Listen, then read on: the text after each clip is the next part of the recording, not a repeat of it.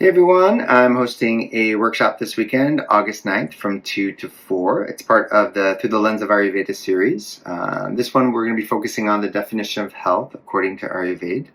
And we'll be looking at three different facets of our being: the physical, the psychological, and the spiritual components.